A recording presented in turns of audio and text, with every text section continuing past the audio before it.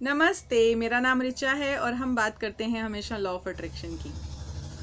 आज मैं किसी टेक्निक की बात नहीं कर रही। आज सुबह से मेरे मन में ये आ रहा है कि मैं अपनी ज़िंदगी में घटी हुई एक ऐसी घटना आप सबके साथ शेयर करूं जिससे शायद आपका भी विश्वास मजबूत हो सके। मैं इस घटना को जब जब याद करती हूँ मेरे रोंगटे खड़े होते हैं, और जब जब रोंगटे ऐसे खड़े होते हैं तो मैं सोचती हूँ कि ये क्या था। लेकिन अब जब लॉ ऑफ अट्रैक्शन प्रैक्टिस कर रही हूँ टेक्निक्स की,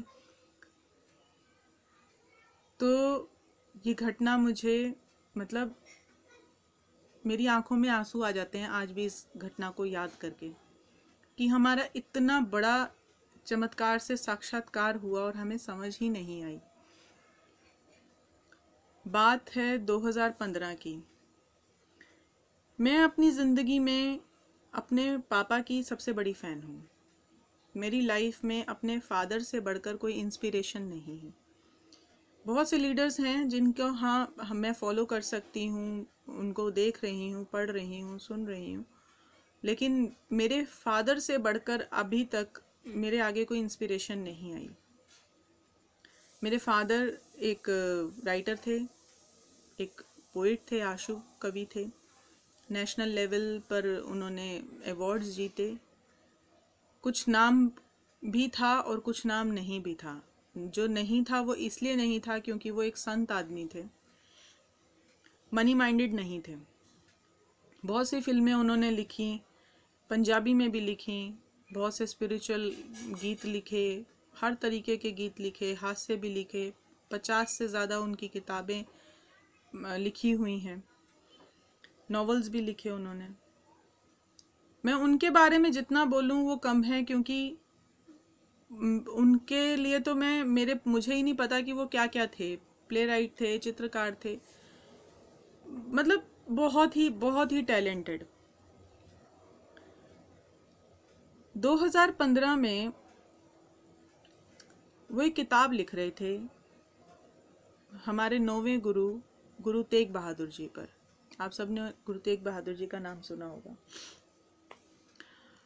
और गुरुओं के ऊपर किताब लिखने से पहले वो उस पर रिसर्च भी कर रहे थे, और साथ साथ रिसर्च कर भी रहे थे और साथ साथ लिख भी रहे थे। हिंदी में खंड काव्य लिख रहे थे। उनका मकसद था कि जो सिक्खी इतिहास है वो सारा पंजाबी में है, कुछ हिंदी में भी थोड़ा सामने आना चाहिए।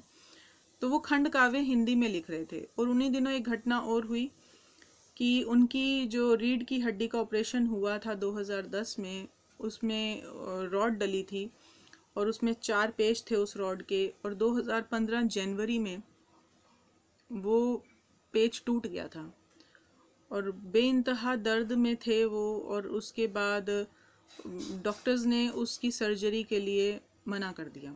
उन्होंने उनको बोला कि जब तक अब आप हो, आपको इसको ऐसे ही कैरी करके चलना पड़ेगा, ये अपनी जगह खुद बना लेगा। ये उनकी विल पावर थी कि उन्होंने बेड नहीं पकड़ा, तब भी चल रहे थे। कैसे चल रहे थे आई डोंट नो। 2015 फरवरी में मेरी नानी एक्सपायर हो गई। जम्मू से खबर आई और मेरे पापा भी बोलने लगे कि मैं भी चलूँगा। और हम अपनी गाड़ी से डिज़ायर में यहाँ से जम्मू पहुँचे। सारी क्रिया विरिया करके जब हम वहाँ से वापसी चले तो बारिश हो रही थी। 22 फरवरी की वो रात थी, 22 फरवरी 2015। बारिश हो रही थी और पठानकोट से पहले हाईवे पे, बहुत बड़ा हाईवे है, और बारिश के चलते और डिवाइडर कुछ ऐसे वैसे लगे थे। क्या हुआ, गाड़ी अपना थोड़ा सा ट्रैक छोड़ के एक खड्ड की तरफ चल पड़ी। और नहीं पता, जब खड्ड की तरफ जाने लगी तो गाड़ी स्लिप होने लगी। अब उसके ब्रेक्स व्रेक्स कुछ भी काम नहीं कर रहे थे। कच्चा रास्ता था, खाई भी है, हाईवे भी है, बड़ा हाईवे है। हाईवे पे कोई गाड़ी नहीं है दूर दूर तक, बहुत लंबा चौड़ा सड़क है। मगर उस सड़क से हट के हम अब खड्ड की तरफ जा रहे हैं, और गीली मिट्टी है, और मिट्टी में गाड़ी अपना बिल्कुल खो चुकी है आपा। मेरी गोद में मेरा बेटा था, पापा आगे बैठे थे, गाड़ी चल रही थी, गाड़ी चला रहे थे, और बेटी मेरी साथ में है और मदर मेरी साथ में है, बेटा मेरी गोद में है। और हमें लगा कि अब हम ख़त्म, गया सब कुछ। और बिल्कुल शोर ना मचाते हुए मैंने अपने बेटे को कस के पकड़ा और परमात्मा को याद किया, और ऐसे लगा कि मतलब अब जो भी 2-4 पल हैं, अगर इसमें भी टाइम मिले तो बस रब को याद कर लूँ। और बिल्कुल आंखें बंद कर ली और बिल्कुल सरेंडर कर दिया। अचानक ढक से आवाज़ हुई और गाड़ी रुक गई। कैसे रुकी? गाड़ी को नीचे से एक पत्थर ने होल्ड कर लिया थोड़ा सा, और उस पत्थर की वजह से वो गाड़ी अटक गई। नहीं तो गाड़ी फिसले जा रही थी और हम काफ़ी आगे तक जा चुके थे, सड़क को छोड़ के काफ़ी रोड का वो हिस्सा ले चुके थे। 2 मिनट लगे ये समझने में कि हम जिंदा हैं। अब जब थोड़ा सा होश आया, हाथ पैर कांप रहे थे, मैंने गाड़ी का दरवाज़ा खोलने की कोशिश करी तो गाड़ी का दरवाज़ा नहीं खुला। वो सारा मिट्टी में सना हुआ था, गीली मिट्टी थी, और गाड़ी दरवाज़ा ढंग से खुल नहीं पाया। मतलब फोर्सफुली खोलती तो शायद खुलता।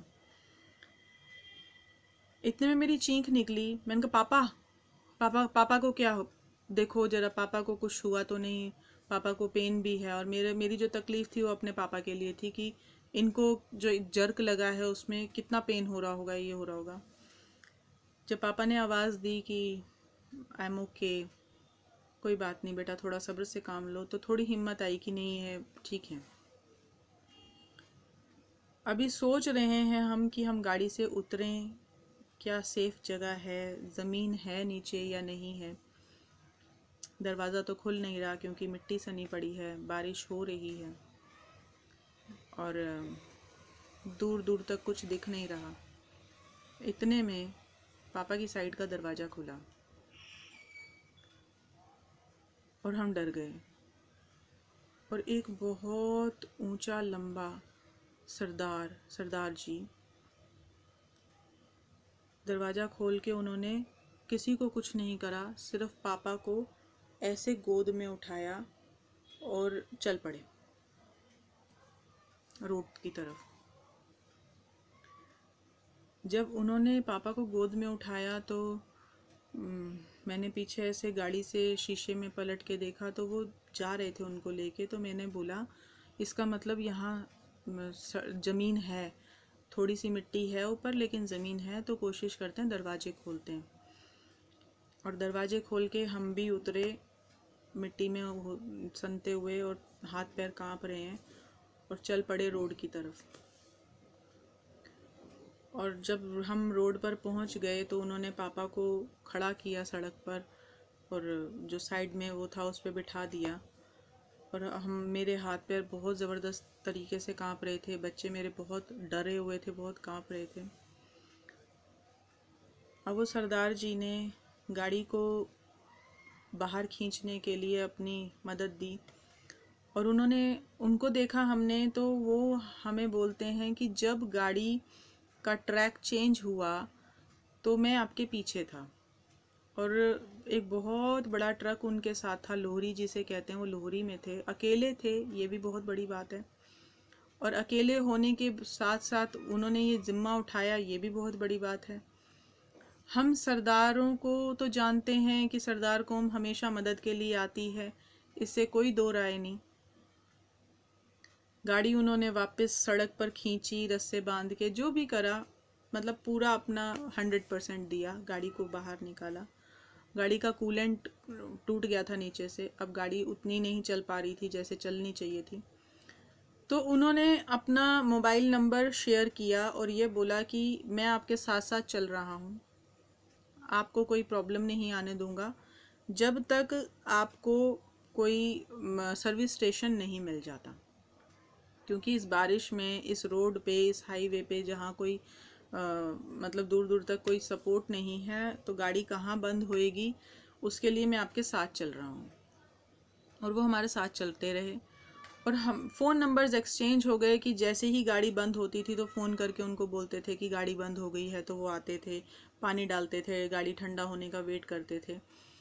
और रास्ते में ही हमने कॉल करके उनको बोला कि हम उनके साथ खाना भी खाएंगे, डिनर भी करेंगे, और सब कुछ हुआ।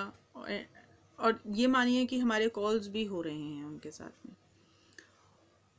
एक जगह आई जहाँ से मतलब अब वो उन्होंने रास्ता बदलना था और उन्होंने अब हमें बोला कि अब यहाँ से आप लोग सेफ़ हैं, कुछ ही दूरी पे आपको सर्विस स्टेशंस भी मिल जाएंगे और मैं अब अपना रास्ता यहाँ से इधर को लूँगा और ठीक है, आप घर पहुँच के मुझे कॉल कर देना। हैरानगी की बात ये थी कि हमारे कॉल्स हो रहे थे, ठीक है। मेरे गूज बम्स आ गए इस टाइम भी ये बात सोच के। हमें सर्विस स्टेशन मिला, गाड़ी हमने वहाँ छोड़ी, वहाँ से हम टैक्सी करके दिल्ली आए, लुधियाना से। जब दिल्ली पहुँच के पापा ने बोला कि वो सरदार जी को फ़ोन करके बता दो कि हम ठीक ठाक पहुँच गए हैं।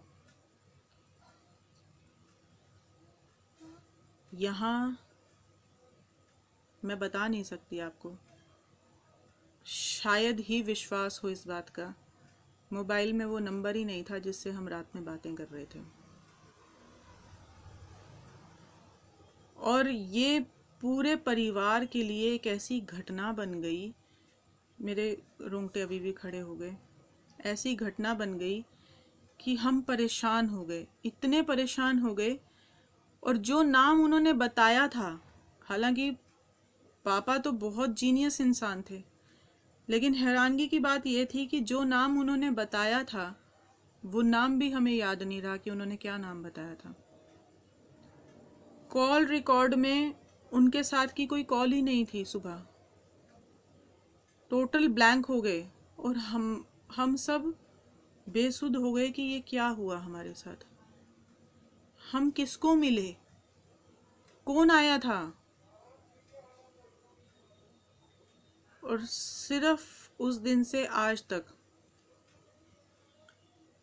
हम यही कहते हैं कि उन दिनों पापा किताब लिख रहे थे गुरु तेग बहादुर जी पे, एक साधना है ये। लॉ ऑफ अट्रैक्शन की प्रैक्टिस करते हुए मुझे पता चला कि परमात्मा ऐसे ऐसे चमत्कार करता है कि हम समझ ही नहीं पाते। तो जब जिंदगी में ऐसे चमत्कार होते हैं तो हम छोटी छोटी बातों में परेशान क्यों हो जाते हैं। चमत्कार होते हैं, बात सिर्फ विश्वास की है। इतना विश्वास देती है मुझे ये घटना, और आज मैं आप सबके साथ शेयर कर रही हूँ। उस शुक्राने में हूँ।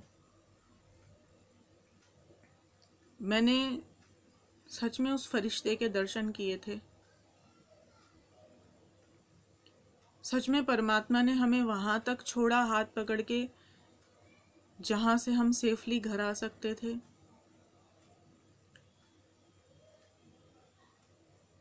ये अपने आप में बहुत सोच में डालने वाली घटना थी और जिंदगी का सबसे बड़ा मिरेकल। और उसके बाद जब जब मैं उस मिरेकल को याद करती रही, मेरी ज़िंदगी में बहुत से मिरेकल्स हुए। और लॉ ऑफ अट्रैक्शन की प्रैक्टिस करने के बाद तो बेइंतहा हुए, जो मैं अब आपके साथ शेयर कर रही हूँ, क्योंकि मैं ये चाहती हूँ कि परमात्मा सबकी ज़िंदगी में ऐसे चमत्कार करे। जो बदलाव मेरी ज़िंदगी में आए, सबकी ज़िंदगी में वो बदलाव आए।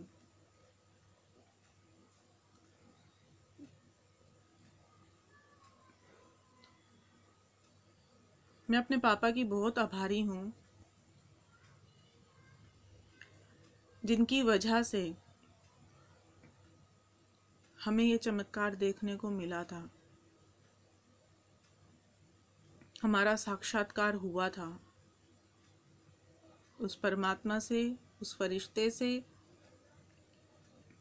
और इस घटना को आज मैं अपनी ज़िंदगी का सबसे बड़ा चमत्कार मानती हूँ और आशा करती हूँ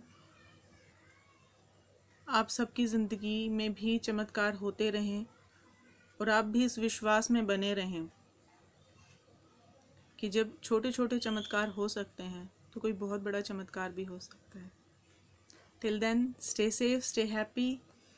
thank you, thank you, thank you. Good luck.